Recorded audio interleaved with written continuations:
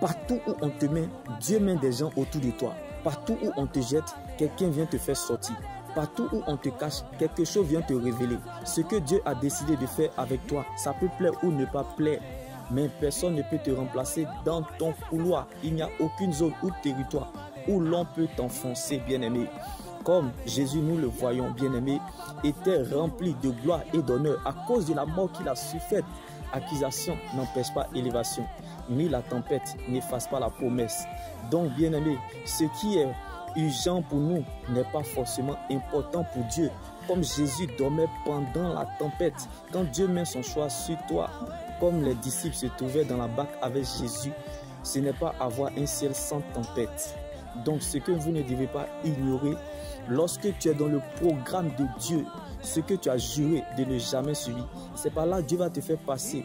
Le brisement passe par la solitude, est un processus inévitable.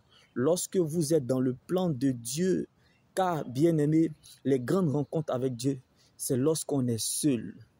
Lorsqu'on, bien-aimé, on demeure et vit dans sa présence.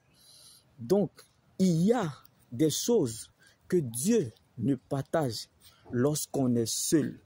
Comme Abraham a dû attendre 25 ans avant d'avoir son Isaac.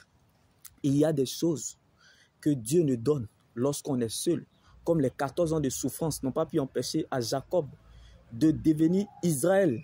Tu ne deviendras pas autre chose que ce que Dieu a planifié, programmé, décidé. Car les hommes tracent, mais c'est Dieu qui écrit l'histoire. Il y a des gens que Dieu ne laissera jamais seuls.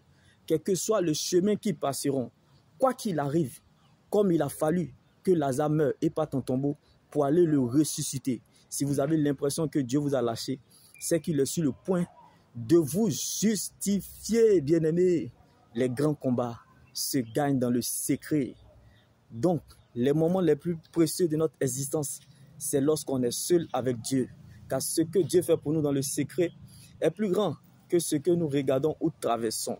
Donc, bien-aimés, c'est pour cela que Dieu nous recommande d'être souvent seuls afin de nous instruire ou nous parler au travers de sa parole, en nous communiquant sa volonté à notre sujet ou pour un but accompli pour la gloire de son nom.